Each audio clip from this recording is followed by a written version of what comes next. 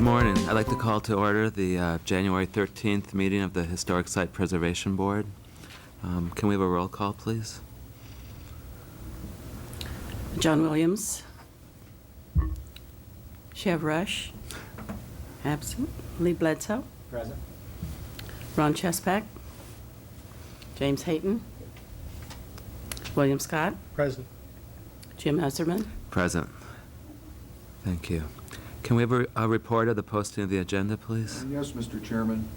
Yes, Mr. Chairman, the agenda was posted last Thursday in accordance with state and local procedures. Thank you. Public comments. We've got nobody here for public comments.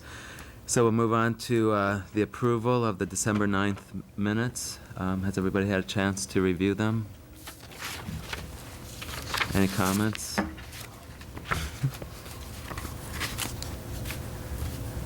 Well, I move that the minutes be approved. A second. all in favor? Aye. Thank you. The minutes are approved. Mr. Chairman? Yes, sir. Just a quick comment on minutes.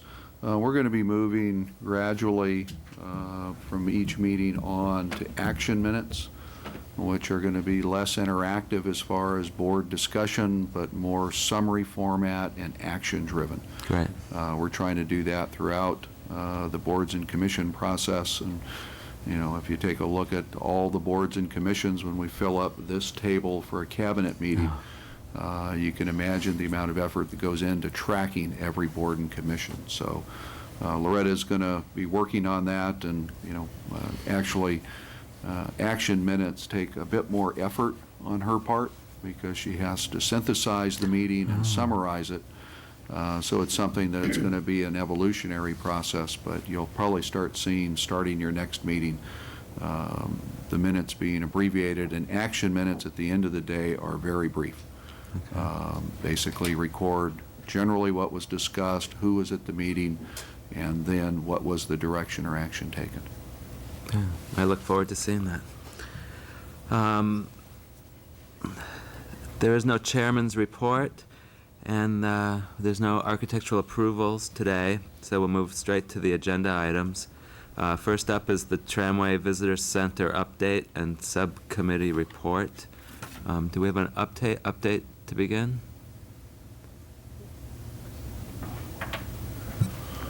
All right. Well, I did not go up with the subcommittee. I'll have Ching Yu give you a quick update with regards to how we're doing. You know, I know that when the visitor center staff was here, they talked about, you know, the opening. You know, it was a soft opening and business activity and the like. And we had the manager of the visitor center give us a quick update. And I think things have turned around. You know, in December '02, they had just under 12,000 visitors.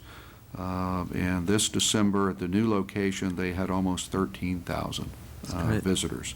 So the perception that people weren't finding it has changed already. They still have a signage problem. There was some confusion during the meeting as to whether or not the planning department would install the sign. You know, and after the meeting, you know, we don't do that. We offered a suggestion, and that would be a temporary sign that could be, you know, basically a post and plywood base with a painted sign on it. The visitor center budget is exhausted. They don't have the funds to do it. So until the city council eventually takes a look at the needs of the visitor center, which I know that there's multiple staff members taking a look at that, you know, the visitor center is going to be working with the temporary sign that they have. They've tried to get donations from people in the graphics and sign businesses, and you know, they've not been successful with that. They've already been there, tried that. So at this point, you know, the good news is the numbers are up. The bad news is they could be up even more. And I think one of the key issues relative to visitor acknowledgement of the visitor center as they come into town, hopefully soon Caltrans will issue the permit to put the traffic signal in up at Gateway, and that will then become the slowing down point for people as they enter the community right now. You know, people tend to do that at Tramway, so hopefully we'll have people driving, 30 to 15 miles an hour slower as they go by. And then we're starting to look at some adjustments relative to signage of some of the conflicting signs that either divert or obscure as you come in, and make some adjustments in those. So the visitor center with the signage that they have gets maximum exposure. And then once the issue of permanent signage is worked out, I think you'll see a jump in their numbers. But the grand opening was grand and well attended. And with that, Jing will give you an update on the field visit by the subcommittee. Thanks, Doug. The subcommittee met on December 12th, 2003 with Mike Fontana, Member Hayton, and Chairman Isserman, and the architects Lance O'Donnell and Anna Escalante. Recommended for approval basically two things: the plaque location. I think we all agreed on where it would be located. The installation is something that we're still trying to work out at this point. And we'll try and get a report back to you on that. We also agreed on the flagpole location, which is located on the south side of the building, a few feet inside of the white wall that curves around. And there was some discussion about signage. At the time they were of course concerned about the number of visitors they were getting, and we were discussing different options for temporary signage and colors of the banners and things like that. Whether that discussion is too relevant now, it was a little bit up in the air, but that was basically just a summary of what we discussed out there. Okay. Do you have anything to add to that, Member Hayton? Certainly. Thank you, Jing, for that summary. At the time we felt that, based on the comments from the visitor center, that they needed to have a little bit more visibility with the signage, and so I think that was pretty clearly outlined what could be done to make some temporary improvements there. Secondly, the plaque location, and particularly Director Scott's observations that maybe it'd be better to place the plaque off-site, off the building. After observing the building and being sensitive to his concerns, I think we felt that the plaque is going to be permanent, and if for some reason it had to be removed, which we can't imagine what the circumstances would be, that there were already some holes, quite a few holes that had been mended, and I'm sure any future holes or damage or imperfections could be color matched appropriately to that block color and texture. And the flagpole location, I think, is sympathetic to the building and doesn't conflict with the roof line. And other than that, I defer to staff. Thank you.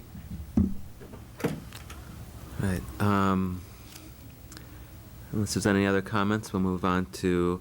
Do we have a report for agenda item number 2? If we do, I need to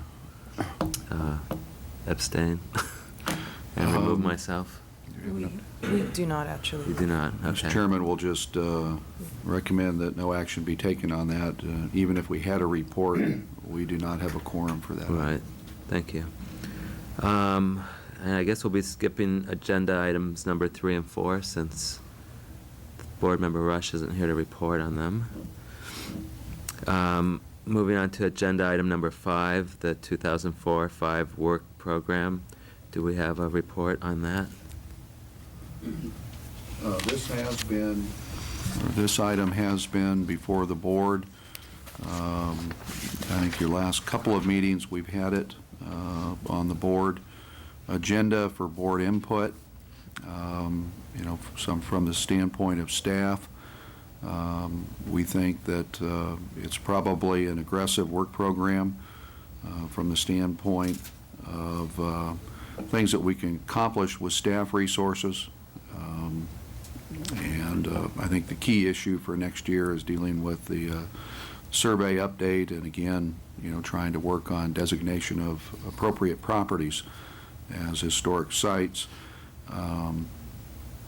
As you get into the list, just going down it very quickly, the funding, we keep looking with the resources that we have.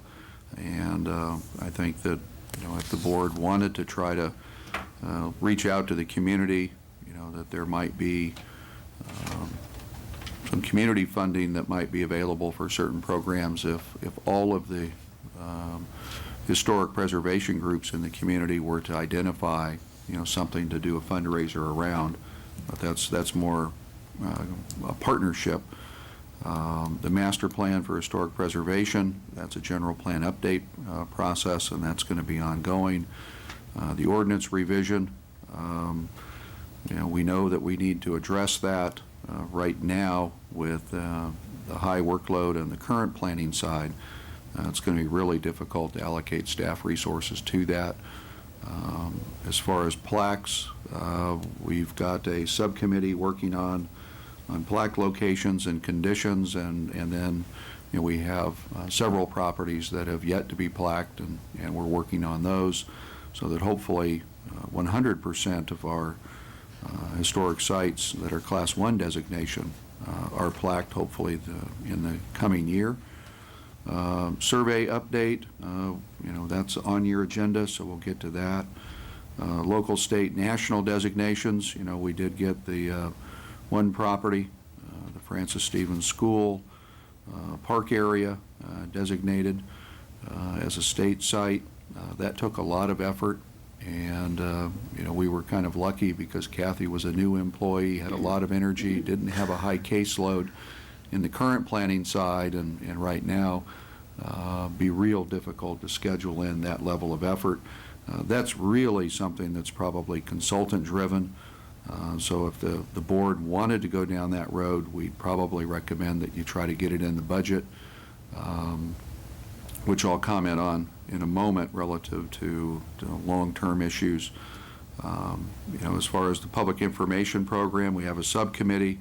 That's really a newer item, and I think we have a great opportunity without a lot of money being needed to really get the word out about historic preservation. The city's taken a bit more of a passive role, and yet the private sector has responded, and all you have to do is look at real estate trends in Palm Springs, and you can see that it's had an effect. Relative to budgetary request, we are getting ready to put our new budget together for next year. That does affect work program. It affects staff resources and how we have to balance our time. At this point in time, there's a number of things in the work. One, the preliminary estimates, they could be revised. Finance director is going to make a report to the city council tomorrow night, but the numbers as of last week, the city's going to face somewhere between a $4 and $7 million reduction from monies coming in based upon what's happening in the state. And that, while this year, I'm also pleased to report that this year, because of the amount of development activity, we're probably going to come in with a balanced budget. We knew it was going to be very tight, for this current fiscal year, but it looks like, and the finance director, as of last week, was projecting that we would have a balanced budget, and for this year, but next year it's $4 to $7 million. That's pretty significant. That's the equivalent of a utility tax plus, from the standpoint of either cuts or revenue raising. The council will start their dialogue tomorrow evening as to how they would, see the best way to solve that dilemma with the community. That's the level of cut that you can't avoid police and fire to do that, or you're just going to decimate other programs. And traditionally, it's hard to make that balance, when you take a look at it from a community perspective. More specifically, for the planning department, the council tomorrow night is also going to look at some fee increases that would go more towards having the current planning function of planning fee-driven as opposed to general fund subsidized. It's subsidized depending on the year by about $1 million right now. And the idea is to not only build revenue base that pays for the existing services, but also be able to add some employees to improve customer service, which was a key issue in the election. The council will look at that. I mean, to do that, we're talking about, in some cases, doubling and tripling permit fees, planning permit fees. The building permit fees are done by an index, and they're based upon valuation, so they're really not going to be adjusted appreciably, but planning and engineering type fees that go into development project review will go up, and I suspect the council will be concerned that the fees might be a disincentive for economic development, but that's the case, and I can tell you right now we don't have enough staff to do everything that we're asked to do, and certainly we under support the HSPB. I've never been happy with the allocation we've had for the board. Even prior to my direct involvement, I was advocating that we either needed to adjust what the expectations are, or put the money into the program at a level that it could be successful. Right now, Jing and I do it almost in spare time, and I don't think Jing has much spare time, judging by what time we leave the office, and sometimes she's here past the time I leave.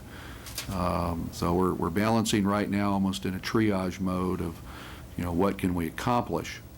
So if the council adjusts the fees, there's an assumption, and clearly the building community will make sure that the council, if they increase the fees to provide services, that they hire the people to increase the customer service.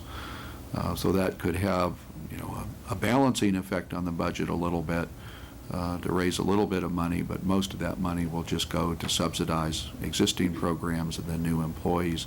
The new employee cost is just under $300,000, to give you an idea of, what the city managers outlined to the council, at least at the last meeting, had in it about just under $300,000 in employee and benefit cost. So from the standpoint of tying back into work program and asking the council for funding, my suggestion would be that we've built up a little bit of a cushion with our monies for plaques. Unless you designate a whole bunch of properties this year, you probably won't use up all that money, and that my suggestion would be that you make a request for the same amount of money that you did last year for plaques. Give us just under 10, as I recall, about a $10,000 increment, and that way at least there's some money going into the pool, and I might, in the budget request, indicate that, the monies, if not used, go into, a pool that can be used for historic preservation in the future. But that's a quick update on the work program.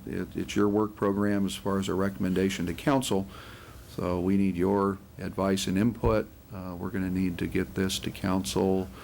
I think we have to hand it in, I think it's March 1st. So it's coming due. I had a question.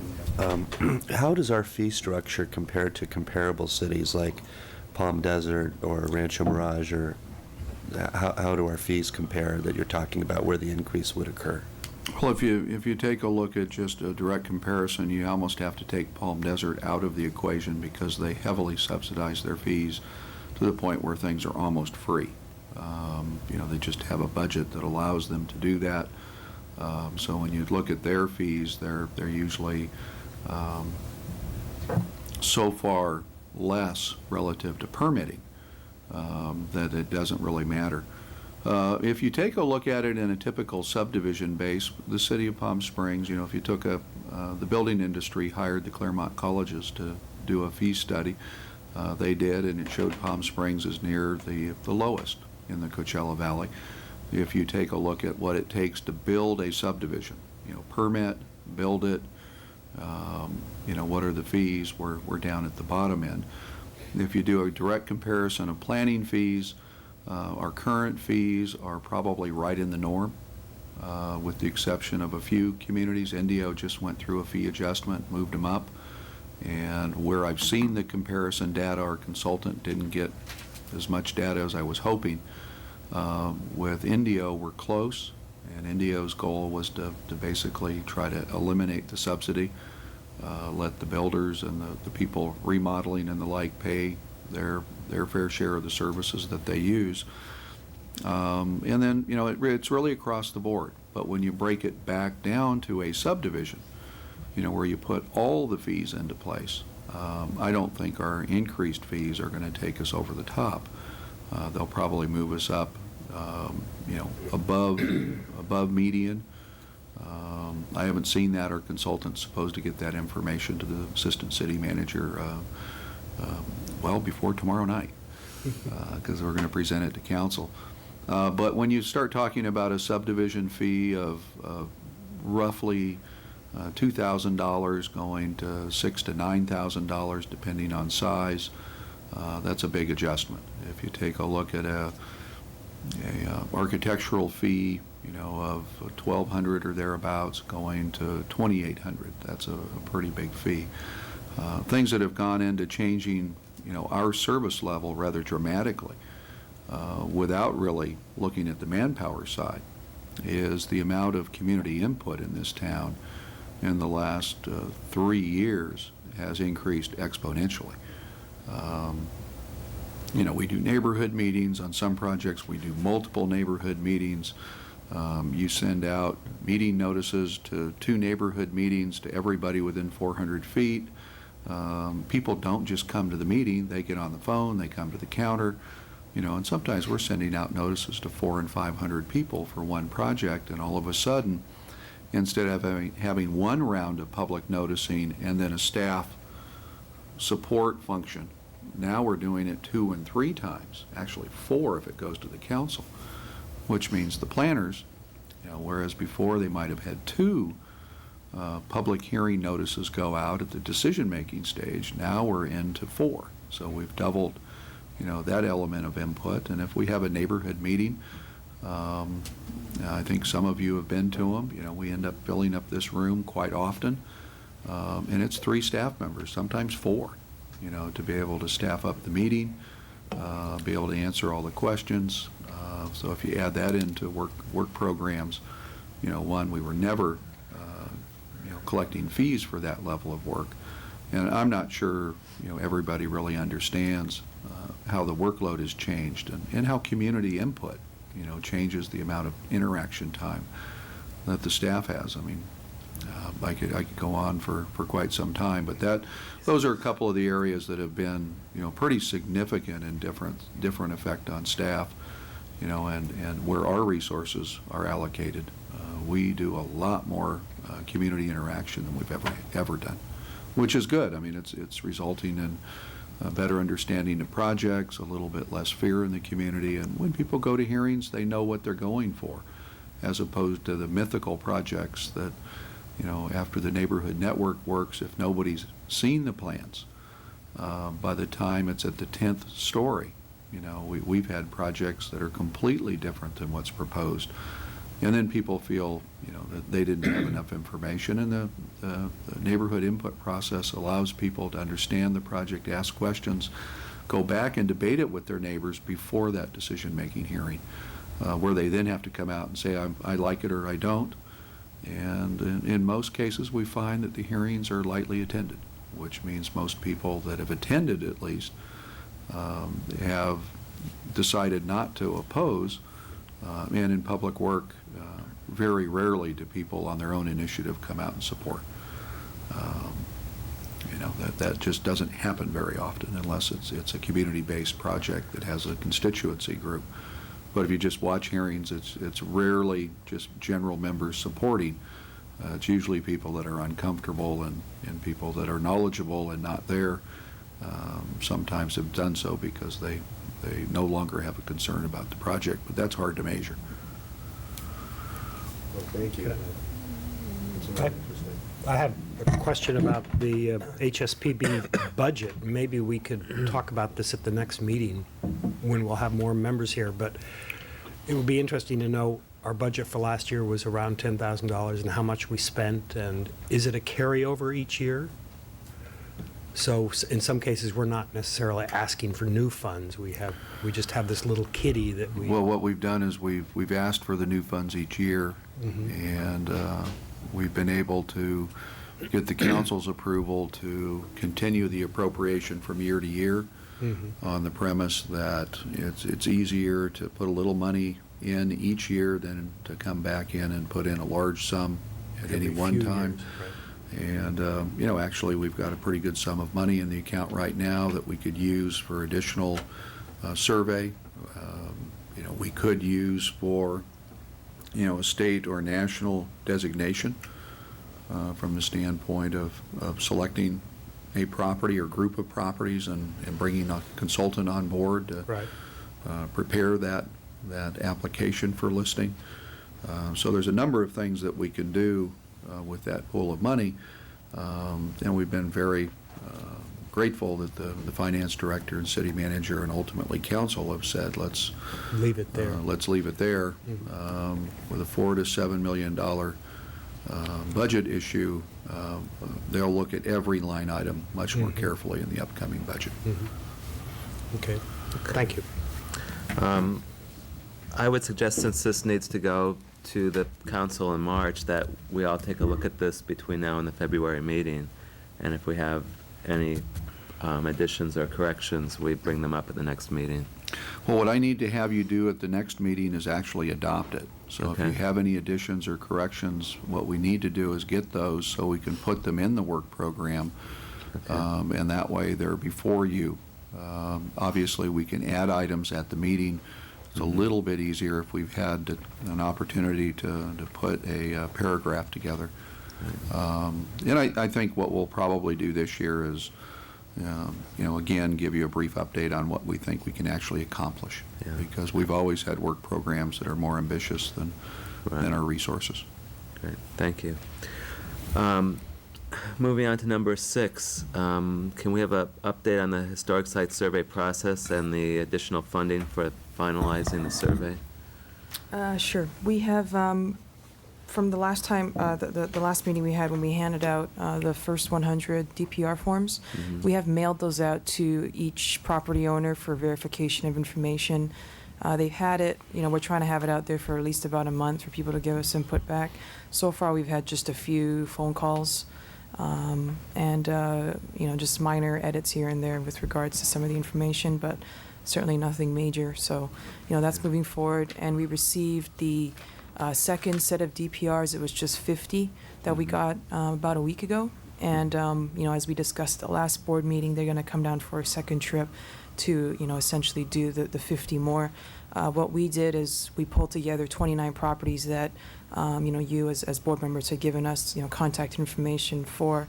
So we know that there's 29 there that, we know that they can access, and then we asked them to pick out 21 more, that we know that they have information for, maybe the pile that they previously rejected, they can go back and take a look at it, for properties to be surveyed. So the intent is that when they come down for the second trip, they have 50 properties that they know that they can access. And we've asked them for a sort of a quote, for that trip.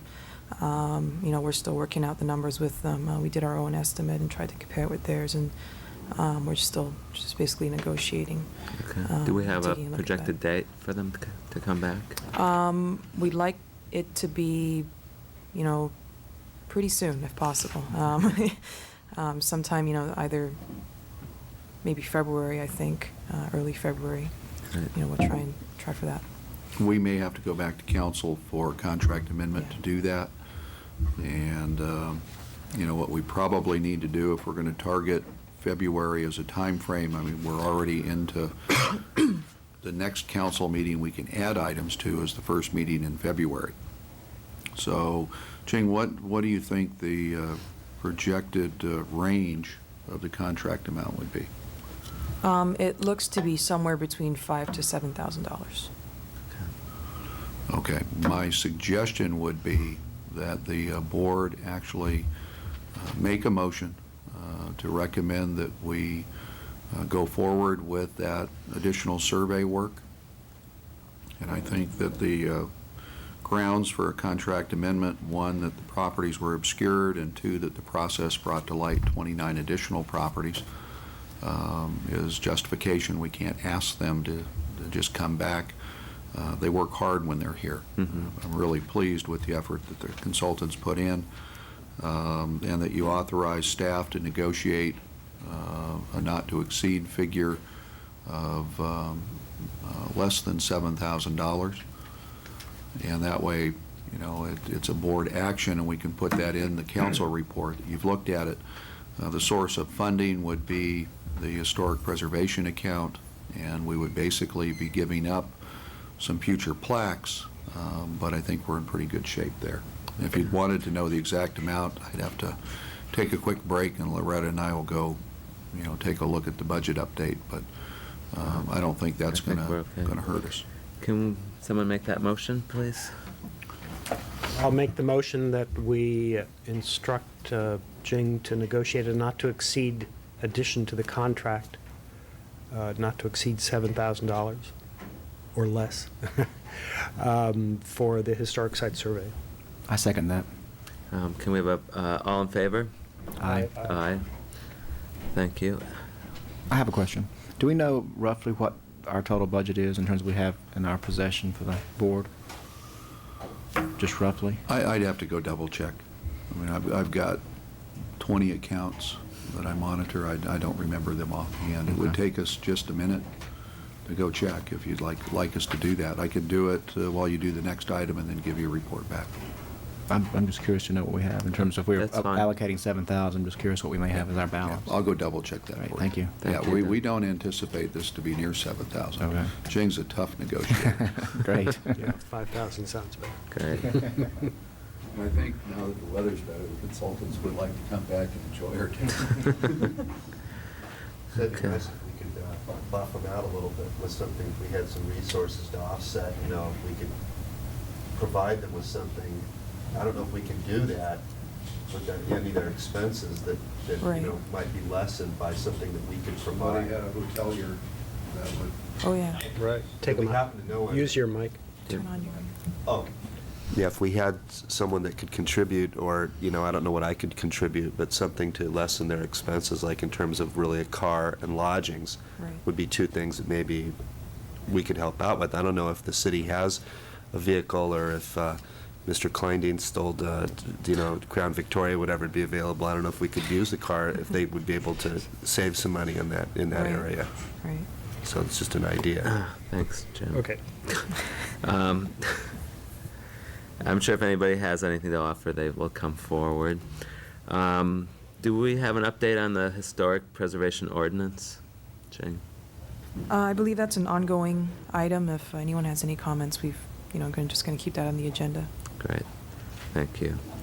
Let's move on to the updates of the foundations.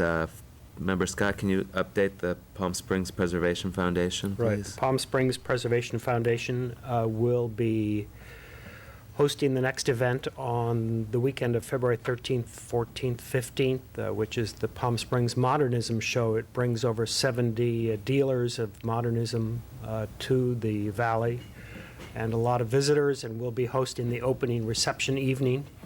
Also during that weekend, I know that the Palm Springs Modern Committee will be hosting a fundraiser event on Saturday night, and we look forward to the city participating. Thank you. Thanks.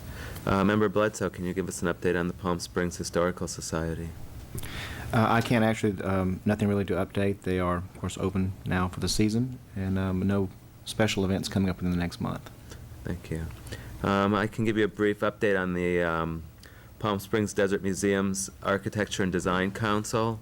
The next lecture in their series will be Saturday, January 24th at 6 p.m., and architectural historian Tony Merschel will be giving a lecture on the architecture of John Porter Clark and William Cody. And that's at 6 p.m., and it's going to be in one of the lecture halls as opposed to the auditorium. So anybody who's interested in attending needs to call the box office and make a reservation, because there's limited seating. And that's it's free for council members, and I think $5 for the general public. Can I just say something about ModCon? Oh, yes. Also, I'd like to say about the Palm Springs Modern Committee, they are in conjunction with the library, the local library, hosting a display for the entire month of January about the architecture of Palm Springs with a focus on the work of William Cody. The display is open to everyone during the library open hours. There are photographs, text, and various objects, and there is a docent tour given on Saturday, Monday, and Wednesday at 2 p.m. Again, it's free for anyone who wishes to attend. Thank you. Thank you. Jean, can we have an update on the Palm Springs Brief History and Architectural Guide, please? Yes, we're pleased to report that, as you received in your mail, we have printed 1,000 of these guides, and we gave how many to the visitor center, Loretta? About 100. About 100 to the visitor center at their opening, so they're for sale. We have them available now, and that's all. Yay. They look fantastic. Thank you. So when do we get big box loads? Moving on to board and staff reports. I had talked to the owners of the Ship of the Desert, who I've been shepherding through the designation process, and I understand that they've submitted their paperwork. Can you confirm that, Jane? I'm sorry, can you, I was, I understand that the owners of the Ship of the Desert have submitted their oh, paperwork. yes, they have. Is it complete? Can we put that on next month's agenda? Yeah, we did not have a chance to review it over the holidays, but we just looked at it last week, and Okay. it does look complete, and it will be on your February agenda. Fantastic. Thank you. Do we have any other board reports? I just had one additional question that came to mind regarding an earlier item regarding the tramway station. I was wondering if it might be appropriate if I could, for example, ask this major sign company in Palm Springs, maybe they weren't approached about doing a sign for the visitor center, that they could have some kind of a mention on there that the sign was provided by them, because it's a temporary sign, and maybe if they got some visibility, they could provide a real, do a beautiful temporary sign. So I didn't know if that was feasible. I wouldn't mind approaching them with that proposition. I think that would be appropriate. Maybe we could just talk after the meeting real quickly about criteria. Great, thank you. Thank you. Any additional staff reports? Just to give you a quick update, I need to do some adjustments, but we still have the balance due to the consultants working. We have $80,000 in the account, so we should be fine. Wow. Great. And one other update. Yes. I did receive a letter from MODCOM, Mr. Pete Marusi, with regards to concern about future designated sites, and I'd just like to report to the board what we did. Mr. Marusi asked us to make sure that they were notified of any pending development activity, be provided notices, environmental documents, and the like, for any effect on Class 1 historic sites. And what we did was we put his letter in each Class 1 site. So as of today, it's the first letter that you would read when you open every file that we have. We also put it into his name and address into our CEQA document distribution list with a note that any historic resources that are affected, that they need to be notified. So we'll do our best to try to keep him notified. And as the board knows, we've been to you in very early process relative to potential effects on historic buildings. Just like to remind everybody that if we're going to maintain the business atmosphere of the community, which I'm charged with every day, when we deal with preliminary development activities, input and information needs to move very quickly. And otherwise, people react by not investing. So it's a type of thing that is, transactional real estate in particular. And when I define that, that's somebody buying property to redevelop, reinvest, or just clean it up. That oftentimes is a very, very fast process. Sometimes we get notice days in advance of closings, and people literally get their input from the city, a day before closing. So we're not always able to do that. And real estate transactional discussions with staff, we keep that confidential. So we have to ask people if they'd like to engage a process. If we didn't maintain that confidentiality, we could kill more real estate deals than probably anybody in town, because they just are done at a high confidence level, and word gets out that somebody's about to buy property. One phone call can bump somebody off. Real estate investment right now is very fluid and very fast.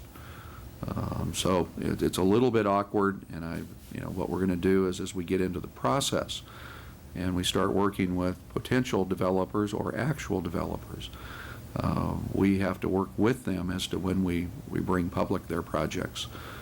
It's not something that staff just does on a whim, even though sometimes we know there could be adverse consequences, and trust me, we tell people about adverse and unintended consequences in early meetings, but some people just feel very strongly that they have to have confidentiality before they can move forward with acquisition of properties. But we try very hard, and I think with Mr. Marusi's letter and request, we've at least made it known in all of our Class 1 sites and Class 2 sites that there needs to be a review and notice. Thank you. Unless there are any other reports, I will adjourn the meeting. Thank you very much. Thank you.